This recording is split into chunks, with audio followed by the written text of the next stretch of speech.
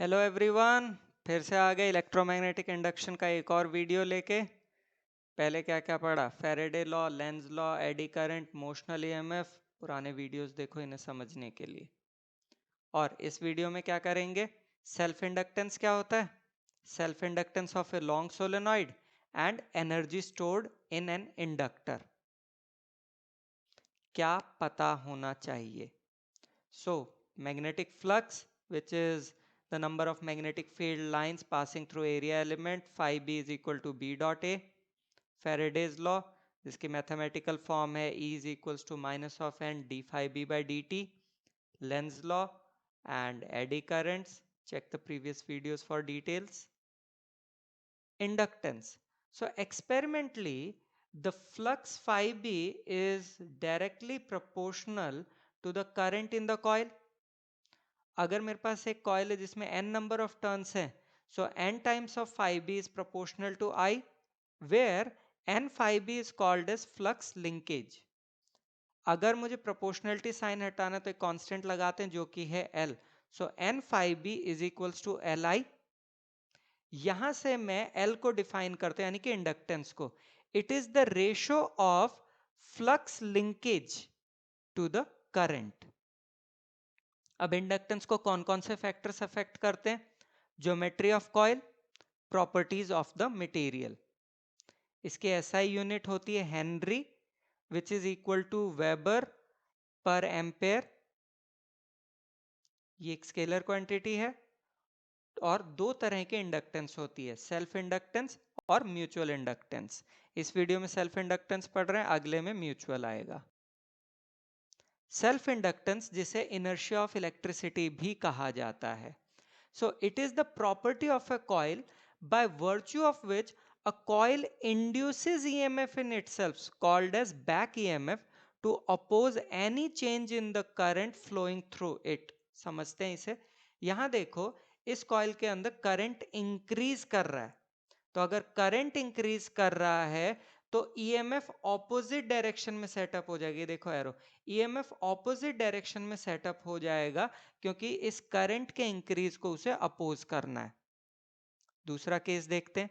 अब यहां current decrease कर रहा है तो ईएमएफ जो है वो सेम डायरेक्शन में सेटअप हो गया क्योंकि उसे इस डिक्रीज को भी अपोज करना है।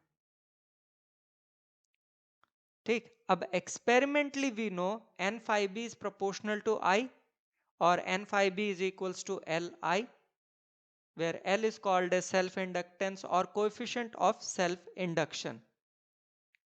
अगर I को 1 रख दें तो phi b is equals to L, यहां हमने n को भी 1 लिया हुआ है। यहां से हम डिफाइन करेंगे self inductance. So the self inductance of a coil is numerically equal to the magnetic flux linked with a coil when a unit current is passed through it. अच्छा, दूसरा तरीका देखते हैं। We know E is equals to minus of d by dt of n phi b।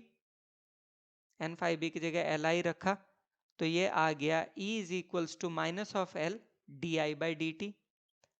अगर di by dt 1 हो जाए तो E is equals to minus of L. So the self inductance of a coil is numerically equal to the EMF induced in the coil when the rate of change of current is unity. ये एक और definition हो गई। इसके ऐसा unit बताया था Henry होती है जो कि वेबर पर एम्पेयर के बराबर है। और इसके फैक्टर्स है geometry of coil and permeability of medium. Self inductance of a long solenoid. तो अब मैंने कंसीडर किया एक लॉन्ग सोलेनॉइड जिसकी लेंथ है L, एरिया है A और जिसके अंदर number of turns per unit length है स्मॉल n। तो मैग्नेटिक फील्ड कितनी होगी because of the current I flowing through the solenoid, that is B is equals to mu not n I. ये कहां से आया? मैग्नेटिज्म याद करो, उसमें था magnetic field of a solenoid निकाला था, यही आंसर आया था। So total magnetic flux linked with the solenoid कितना होगा? n phi b is equals to nba।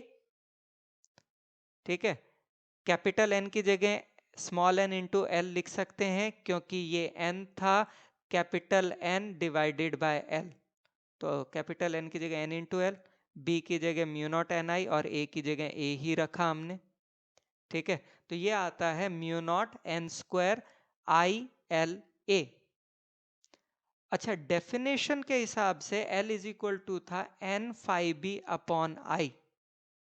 तो हमने क्या किया, एन फाइव बी की वैल्यू रखी, तो मेरे पास L आ गया mu not N square L A. If the inside of a solenoid is filled with a material of relative permeability, तो mu r से multiply कर दो. So L is equals to mu r mu naught n square L A. Now this is important. A wire cannot act as an inductor as the magnetic flux linked with the wire of negligible area of cross section is zero. यानी कि कोई भी आपका normal wire है वो inductor की तरह behave नहीं कर सकता, क्योंकि उसका area of cross section negligible होता है, यानी कि जीरो, तो पूरा इंडक्टेंस ही जीरो आ गई। Energy stored in an inductor, तो मैंने एक एसी सर्किट लिया, उसे एक इंडक्टर से लगा दिया। The magnitude of EMF induced कितना होगा, मैग्नीट्यूड बोला इसीलिए पॉजिटिव मिलेंगे, E is equals to L D I by D T. अच्छा, work is done against this induced EMF to set up current in the circuit and it is stored as magnetic potential energy. So the rate of doing work dW by dt is equals to EI, rate of doing work होता power, so और P equal to VI होता, तो वहां से dW by dt is equal to EI लिखा, ठीक। E की value रखी एल आई, और साथ तो क्या बन गया, D W by D T is equal to L I D I by D T, यानी कि D W is equal to L I D I, integrating both sides to get the total work done. W is equals to L I D I का integration zero से आई में, L आ गया बाहर, आई D I का integration होगा I square by two, limits रखते हैं तो कितना आ जाता है, एनर्जी स्टोर्ड और work done is equal to half L I square. Acknowledgement, thank you, जहां से भी जो भी इमेजेस ली गई हैं, I am really thankful, and do next watch video on mutual induction. Thank you.